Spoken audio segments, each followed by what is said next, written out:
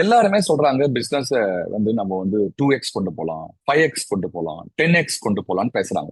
10 மடங்கு ஆக்குவது எப்படி, 5 மடங்கு ஆக்குவது எப்படி, நிறைய வீடியோஸ், நிறைய பேர் இதை பத்தி ரீல்ஸ் போடுறாங்க, யூடியூப் பேசுறாங்க. நம்ம எல்லாருமே பேசிட்டே இருக்கோம். ஆனா இந்த 5 மடங்கு ஆக்குவது என்பது என்ன? அதுக்கு சில ரகசியங்கள்லாம் இருக்கா, நம்ம தெரிஞ்சுக்க வேணாமா? எம்எஸ்எம்இ ஆர்கனைசேஷன்ல இருக்கக்கூடிய பெரிய சேலஞ்ச் என்னன்னா, நம்ம வந்து ஒரு ப்ரொஃபஷனலா ஒரு பிசினஸ் ரன் பண்றது கிடையாது. ஏன்னா ஒன் மேன் ஆர்மி, ஓனரே தான் எல்லாமே பண்ணுவாரு. அப்படி இருக்கும்போது இந்த ரகசியங்களை அவர் தெரிஞ்சுக்கிட்டான்னு சொன்னா, you will be able to actually implement over the period of next 1 year time. நிறைய பேர் எங்கிட்ட சந்திச்சவங்க, என்னுடைய வீடியோஸ் எல்லாம் பார்த்தவங்க, இந்த விஷயத்தை கட்டுட்டு அவங்களே அதை பண்ண ஆரம்பிச்சு ஃபர்ஸ்ட் இயர் கொஞ்சம் தடுமாற்றமா தான் இருக்கும், ஏன்னா புதுசா இருக்கு. ஆனா 2 இயர்ஸ்க்குள்ள அவங்க வந்து அடுத்த கட்டத்துக்கு நோக்கி முன்னேறுவதை என் கண்ணால பார்த்திருக்கேன். அது என்னுடைய சக்சஸ் போர்ஷன்டாவும் நான் பாக்குறேன். இப்போ அந்த 5 ரகசியங்களை நான் பிரிக்க போறேன். இப்போ பிரிச்சு பிரிச்சு உங்களுக்கு இது பிரசன்ட் பண்ண போறேன். ஃபர்ஸ்ட் வந்து 2 பக்கெட்டா பிரிங்க, லெஃப்ட் ரைட். என்னுடைய லெஃப்ட் சைட்ல இருக்கிறது வந்து மேலாண்மை மற்றும் செயல்திறன், அதாவது மேனேஜ்மெண்ட் அண்ட் பர்ஃபார்மன்ஸ். அந்த ஆஸ்பெக்ட்ல பாத்தீங்கன்னா, முதல்ல பர்ஃபார்மன்ஸ் மேனேஜ்மெண்ட் சிஸ்டம் அப்படின்னு ஒரு விஷயத்த உங்க நிறுவனத்துல நீங்க இம்ப்ளிமெண்ட் பண்ணணும். உங்ககிட்ட 10 பேர் வேலை பண்ணலாம், 5 பேர் வேலை பண்ணலாம், 50 பேர் வேலை பண்ணலாம், 500 பேர் வேலை பண்ணலாம், டிபெண்டிங் அப்பான் த ஆர்கனைசேஷன். ஒருத்தர் வேலை பண்ணா கூட, நீங்க ஒரே ஒரு ஓனர் தான், உங்க கீழே ஒரே ஒரு எம்ப்ளாயி இருந்தா கூட, நீங்க பர்ஃபார்மன்ஸ் மேனேஜ்மெண்ட் சிஸ்டம் பிஎம்எஸ் அப்படின்ற ஒரு விஷயத்தை இப்போ குமார் சரோ செல்வா சரோ கேட்டா பிஎம்எஸ் தான் போர்ட்போலியோ மேனேஜ்மெண்ட்னு பேசுவாங்க, ஆனா பர்சனல் பினான்ஸ்ல. ஆனா மேனேஜ்மெண்ட் பிசினஸ் ஆங்கிள் பாத்தீங்கன்னா it is called performance management system. ஒவ்வொருத்தரும் என்ன பர்ஃபார்ம் பண்ணணும் அப்படின்றத வருஷம் ஆரம்பிக்கும் போதே அந்த எம்ப்ளாய்க்கு சொன்னா எப்படி இருக்கும்? வருஷ கடைசியில நீ இவ்வளவுதான் பண்ண, பர்ஃபார்ம் பண்ண, நான் உங்ககிட்ட எதிர்பார்த்தது இவ்வளோ, ஆனா நீ பண்ணது இவ்வளோன்றத ஒரு 12 மாசம் கழிச்சு சொல்றதுக்கு முன்னாடி முதல் மாசமே சொன்னா எப்படி இருக்கும்? அதுதான் பிஎம்எஸ். நான் இன்னும் டீட்டெயிலா போறேன் அதுக்கப்புறம். அதுக்கப்புறம் காஸ்ட் கண்ட்ரோல் அண்ட் ஃபோர்காஸ்ட், முக்கியமான விஷயம். அதாவது என்னைக்குமே செலவு செய்யறதை விட செலவை கட்டுப்படுத்துறது தான் நம்மளுடைய சாமர்த்தியமே இருக்கு. ஏன்னா நமக்கு வந்து செலவு செய்வது ஈஸி, செலவை கட்டுப்படுத்துறது ரொம்ப ரொம்ப கஷ்டம். நம்ம எந்தெந்த இடத்துல நம்ம காஸ்ட கண்ட்ரோல் பண்ணலாம், எஸ்பெஷலி இன்னைக்கு இருக்கக்கூடிய வார் சுச்சுவேஷன்ல நாளைக்கு என்ன நடக்கும்னு யாராலையுமே எதுவுமே சொல்லவே முடியாது. அந்த சுச்சுவேஷன்ல காஸ்ட் கண்ட்ரோல் தான் நம்ம கிட்ட இருக்கக்கூடிய ஒரு பெரிய ஸ்ட்ரென்த்னு வச்சுக்கோங்களேன். வெளியில இருந்து யாருமே நமக்கு சொல்ல வேண்டிய அவசியம், நம்மளே பண்ண முடியும். இந்த காஸ்ட் கண்ட்ரோல் பண்றீங்களா? மனசுக்குள்ள கேட்டுக்கோங்க. உங்களுக்கு ஃபோர்காஸ்ட் ஒரு விஷயம் இருக்கா? அதாவது என்ன செய்ய போறோம் அப்படின்ற ஒரு எதிர்கால திட்டம் பினான்ஸ்ல இருக்கா? யோசிச்சுக்கோங்க. மூணாவது, ப்ராஃபிட் சென்டர் அப்படின்ற கான்செப்ட் உங்க பிசினஸ்ல நீங்க இம்ப்ளிமெண்ட் பண்ணிருக்கீங்களா? அதாவது உங்க கம்பெனில ஒரு சேல்ஸ் டிபார்ட்மெண்ட் இருக்கும், அக்கௌண்ட்ஸ் டிபார்ட்மெண்ட் இருக்கும், ஹெச்ஆர் டிபார்ட்மெண்ட் இருக்கும், ஃபினான்ஸ் இருக்கும், ப்ரொடக்ஷன் இருக்கும், இந்த மாதிரி டிஃப்ரெண்ட் டிபார்ட்மெண்ட்ஸ் இருக்கும். ஒரு டிபார்ட்மெண்ட்டுமே நீங்க வந்து ப்ராஃபிட் சென்டராக மாத்த முடியும். ப்ராஃபிட் சென்டர்னா என்ன? காஸ்ட் சென்டர்னா என்ன? ப்ராஃபிட் சென்டர் என்பது சம்பாதிச்சு கொடுக்கக்கூடியது, ஆர் காஸ்ட் சேவ் பண்ணி கொடுக்கக்கூடிய டிபார்ட்மெண்ட். வேற காஸ்ட் சென்டர் என்பது செலவு டிபார்ட்மெண்ட். அந்த டிபார்ட்மெண்ட் போனா செலவு தான் ஆயிட்டே இருக்கும், ஆர்ஓஏ கேட்க முடியாது. இப்ப என்ன ஆயிடுச்சு கேட்டீங்கன்னா, நிறைய நிறுவனத்துல மல்டிநேஷனல் கம்பெனிஸ் எல்லாம் பார்த்து நம்மளும் கத்துக்கிட்டு நிறைய எம்எஸ்எம்இஸ்ல இன்னைக்கு ப்ராஃபிட் சென்டரா மாத்த ஆரம்பிச்சுட்டாங்க. உங்களுக்கு சொன்னா ரொம்ப ஆச்சரியமா இருக்கும். உங்களுடைய அக்கௌண்ட்ஸ் டிபார்ட்மெண்ட்டை நீங்க ப்ராஃபிட் சென்டரா மாத்த முடியும். சேல்ஸ் டிபார்ட்மெண்ட் ப்ராஃபிட் சென்டரா மாத்தலாம். எப்படி சார் அக்கௌண்ட்ஸ் டிபார்ட்மெண்ட் மாத்த முடியும்? அக்கௌண்ட்ஸ் டிபார்ட்மெண்ட் சேல்ஸா பண்ண முடியும்? அவங்க ரெவன்யூவா ஜென்ரேட் பண்றாங்க இல்ல, அவங்க காஸ்ட கண்ட்ரோல் பண்ண முடியும்.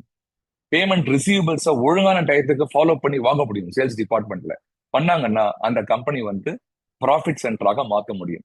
நாங்க நிறைய நிறுவனங்கள்ல இந்த மாதிரி அக்கௌண்ட்ஸ் டிபார்ட்மெண்ட்டே ப்ராஃபிட் சென்டரா மாத்தி அந்த டிபார்ட்மெண்ட்டுக்கு ஒரு இம்பார்ட்டன்ஸ் கிரியேட் பண்ணிருக்கோம். Accounts department will control cost, will save cost, will receive payments on time, will follow it up with internal sales department on time. 45 நாட்களுக்கு மேல வந்து எம்எஸ்எம்இக்கு வந்து பேமெண்ட் அவுட்ஸ்டாண்டிங் வைக்கக்கூடாது அப்படின்னு கவர்மெண்ட் ரூல் இருக்கு. ஆனா நிறைய பேர் வைக்கிறாங்க. அதை நம்ம ஃபாலோ பண்ணோம் இல்லையா? அதுக்கெல்லாம் இந்த அக்கௌண்ட்ஸ் டிபார்ட்மெண்ட்டை நம்ம பயன்படுத்த முடியும். அதுக்கப்புறம் பாத்தீங்கன்னா ஊதிய கட்டமைப்புன்னு இருக்கு. இப்போ வந்து எம்ப்ளாயிஸ் எல்லாம் பாத்தீங்கன்னா இன்னைக்கு ஜென்சி எல்லாம் வந்தாச்சு, உங்க எல்லாருக்குமே தெரியும். இன்னைக்கு யாருமே பாத்தீங்கன்னா வெறும் சம்பளம், மாத சம்பளத்துக்கு மட்டும் அவங்களுடைய இன்ட்ரெஸ்ட் இல்ல. அவங்க எதிர்பார்க்கறது சம்திங் மோர். என்ன மோர்?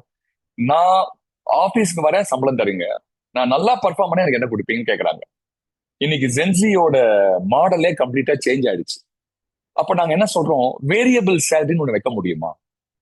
இப்போ ஒரு ஆள் எடுக்கும் போது நீங்க 25,000 சம்பளம் தரீங்க, 25,000 ருபீஸ் சம்பளம் வச்சிருக்கீங்கன்னு வச்சுக்கோங்களேன். நீங்க அவர்கிட்ட சொல்லலாம், நான் உங்களுக்கு 20,000 ஃபிக்ஸ்டு கொடுக்குறேன். உங்களுக்கு அதுக்கு மேல ஏர்னிங் பொட்டன்ஷியல் நான் ஃபிக்ஸ் பண்ணவே இல்லை. நான் எப்பவுமே சொல்றது என்னன்னா, சேலரியை ஃபிக்ஸ் பண்ணலாம், ஆனா ஏர்னிங் பொட்டன்ஷியலை நம்ம ஃபிக்ஸ் பண்ண முடியாது. இப்ப நான் 25,000 உங்ககிட்ட எம்ப்ளாயா உள்ள வரேன், ஆனா எனக்கு 50,000 சம்பாதிக்கணும் ஆசையா இருக்கு. உங்க கம்பெனில வழி இருக்கா? இல்ல.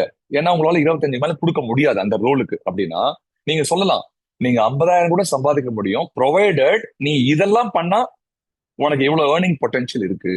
அப்ப பர்ஃபார்மன்ஸ் கல்ச்சர் ஆட்டோமேட்டிக்கா வரும். ஓஹோ, நான் வந்து ஒரு ஆப்ஷன் கொடுக்குறாங்க, நான் நல்லா பர்ஃபார்ம் பண்ணி இந்த ரிசல்ட்டை கிரியேட் பண்ணா என்னுடைய வேரியபிள் இன்கம் இன்க்ரீஸ் ஆயிட்டே போகுன்ற அந்த நம்பிக்கையை நீங்கள் விதைக்கும் பொழுது, அதை மானிட்டர் பண்ணும் பொழுது, அதுக்கு ஆப்பர்ச்சுனிட்டி நீங்க கிரியேட் பண்ணும்போது ஆட்டோமேட்டிக்கலி எம்ப்ளாயோட கான்ட்ரிபியூஷன் பெட்டர் ஆகும்.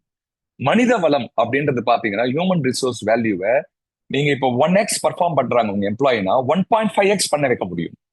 எதனால? வேரியபிள் இன்கம் ஒன்று கொண்டு வரதுனால. ஸோ இன்சென்டிவ் ஸ்ட்ரக்சர் நம்ம எல்லாருக்குமே தெரிஞ்ச விஷயம். இப்படி பார்க்கும்போது ஒரு ஆண்டர்பனர் ஆங்கிள் ஒரு விஷயம் சொல்றேன். நானும் ஒரு ஆண்டர்பனர் தான். 5 வருடங்கள் நான் உழைத்தேன், ஒரு மற்றவங்களுக்காக எம்ப்ளாயா ஒர்க் பண்ணேன்.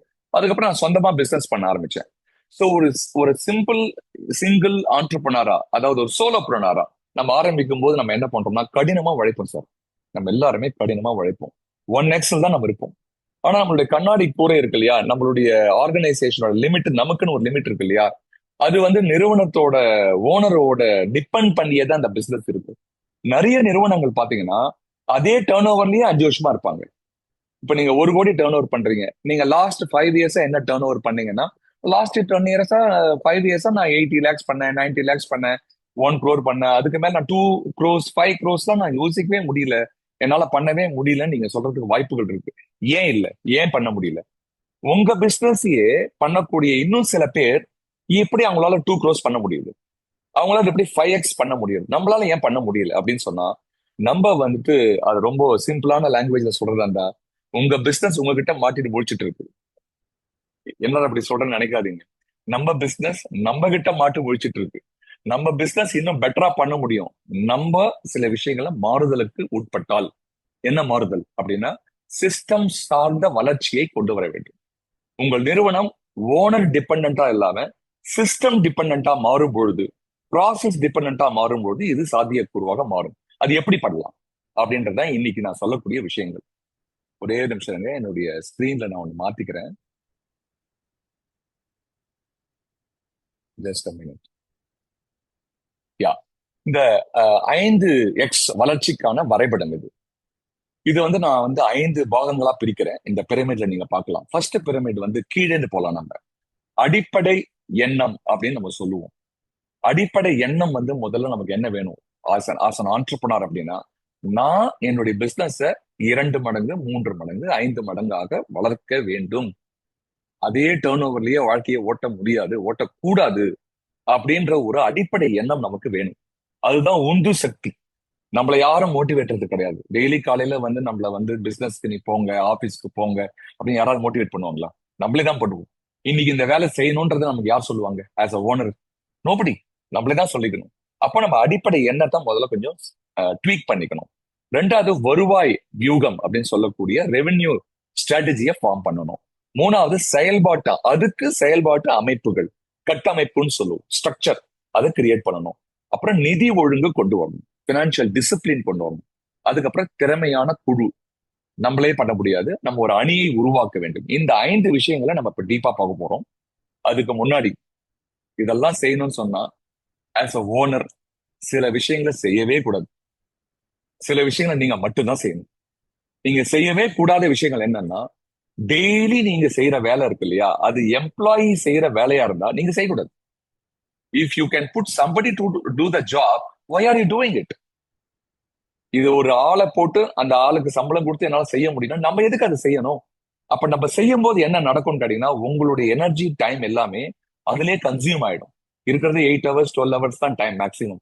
நீங்க ஏன் எம்ப்ளாயி வேலையை செய்யணும்? ஒரு எம்ப்ளாயி போட்டு அந்த வேலையை ஏன் செய்யக்கூடாது? சார், எம்ப்ளாயி போட்டு செய்யற அளவுக்கு எனக்கு வந்து, நான் வந்து பேசுறது வந்து சிறு குறு, அதுல குறு நிறுவனங்கள் ஆங்கிள்னு பேசிட்டு இருக்கேன். மேபி நீங்க அட்டன் பண்ற சில பேர் இங்க 100 கோடி டேர்ன் ஓவர் கூட பண்ணலாம், 400 கோடி டேர்ன் ஓவர் கூட பண்ணலாம். பட் அவங்களுக்கு அது வந்து டைரக்டா அது பொருந்தாது. பட் போக போக சில விஷயங்கள் பொருந்தும். So if you are a small company, இம்மீடியட்டா நீங்க செய்ய வேண்டியது, என்னால அடுத்த ஒரு ஆளை உருவாக்கி நான் செய்யற வேலையில ஒரு 50% அங்க அவனுக்கு டெலிகேட் பண்ண முடியுமா?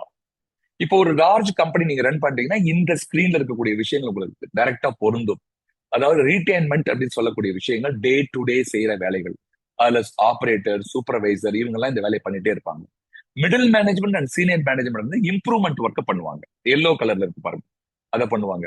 டாப் மேனேஜ்மெண்ட் சொல்லக்கூடிய வேலைகள் வந்து பிரேக் த்ரூ தான் பண்ணுவோம். ஓனர் என்ன செய்யணும் அப்படின்னா, run of the mill day to day விஷயத்த செய்யக்கூடாது. கொஞ்சம் பிரேக் எடுக்கணும். நான் வந்து இன்னோவேட்டிவான என் பிசினஸ் வளர்க்கறதுக்கு உண்டான ஸ்ட்ராட்டஜியில் தான் இருக்கணுமே தவிர டே டு டே வேலையை நம்ம செய்யக்கூடாது. ஸோ பவர் ஆஃப் டெலிகேஷன் அப்படின்ற ஒரு விஷயத்த உள்ள கொண்டு வரணும். எடுத்த உடனே இந்த ஸ்கிரீன்ல நீங்க பார்த்ததுக்கு அப்புறம் வெபினார் முடிஞ்ச உடனே நாளைக்கு போய் செய்ய முடியாது. ஒரு 3 மாசம் பிளான் வச்சுக்கலாம். பிளான் வச்சுட்டு இனிமே நான் ஒரு ஆளை போட்டு நான் செய்யற அந்த 10 வேலையில ஒரு 4 வேலை நான் செய்ய மாட்டேன். அந்த பர்சனை ட்ரெயின் பண்றேன், அவங்க செய்யட்டும் அப்படின்னு நீங்க கொண்டு வந்தாலே இந்த வெபினார் வந்து சக்சஸ்ஃபுல் என்ன பொறுத்த வரைக்கும். 3 மந்த்ஸ்ல நீங்க வேற மாதிரி இருப்பீங்கன்றது உறுதி. லாபம் ஆம்பி பதிவு பெற்ற மியூச்சுவல் ஃபண்ட் விநியோக நிறுவனமாகும் ARN எண் 310095. மியூச்சுவல் ஃபண்ட் முதலீடுகள் சந்தை அபாயங்களுக்கு உட்பட்டவை. திட்டம் தொடர்பான அனைத்து ஆவணங்களையும் கவனமாக வாசிக்கவும்.